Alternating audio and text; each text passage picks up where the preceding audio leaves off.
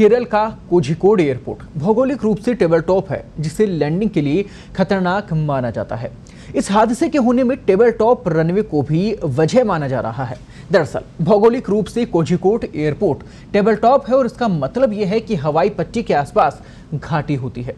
Table top में runway खत्म होने के बाद आगे ज्यादा जगह नहीं होती और इसी कारण कोझिकोड में रनवे पर फिसलने के बाद विमान घाटी में जा गिरा, जहां उसके दो टुकड़े हो गए। हवाई पट्टी की दोनों तरफ या एक तरफ घाटी होने के कारण टेबल टॉप रनवे में जोखिम काफी ज्यादा हो जाता है।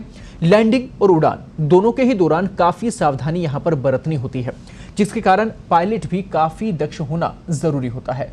ज्यादातर टेबल टॉप रनवे पठार या फिर पहाड़ के टॉप पर बने होते हैं।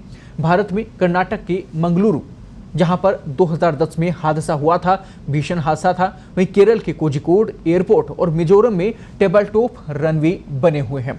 तो ये इसलिए भी बेहद खतरनाक साबित हो जाते हैं क्योंकि यहाँ पर गुंजाइश बहुत कम होती है पायलट के पास में, और जो विमान है उसके लैंडिंग के लिए जगह बहुत कम होती है, छोटे होते हैं। इस कारण से बड़ी चुनौती बन जाती है और जरा सी भी अगर वहां पर कोई भी हादसा होता है, कोई फिसलन वहां पर हो जाती है, तो फिर बड़ा नुकसान होता है, बड़ी दुर्घटना हो सकती है, जो कि कर्नाटक के मंगलुरु में भी हुई थी। और अब ये अलग अलग 3 तस्वीरें आप देखिए। सुबह की तस्वीर जहां पर जो प्रशासन है वो वहां पर मौजूद था, और ये एक हिस्सा जो था प्लेन का टूटा हुआ हिस्सा, वो आप उस तस्वीर में देख पा रहे हैं, उस वीडियो में देख पा रहे हैं कि किस प्रकार से हादसा हुआ। इमरजेंसी गेट जो थे प्लेन के वो खोल दिए गए थे, जिसके जरिए यात्रियों को बाहर भी निकाला गया था।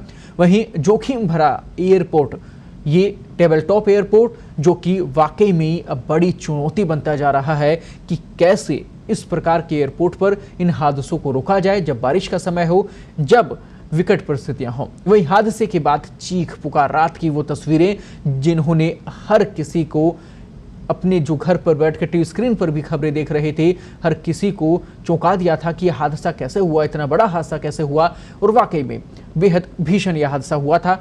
और उसके बाद में हालांकि राहत और बचाव जो कार्य थे वो वहां पर शुरू कर दिए गए थे। प्रशासन पूरा अलर्ट मोड पर आ गया था और यही कारण रहा कि लगभग 170 लोगों को उस दौरान बचा लिया गया। और गनीमत ये भी रही कि वहां पर जो ये प्लेन था उसमें आग नहीं लगी, नहीं तो बड़ा हादसा हो सकता था। पर इस प्रकार के हादसों को रोकने की बेहद ज़रूरत है। इस प्रकार के हादसों से संभलने की ज़रूरत है। जब भी इस प्रकार के हादसे हों तो प्रशासन इनसे सीख ले और आगे भविष्य में यह हादसे ना हो, इस पर ध्यान दिया जाए।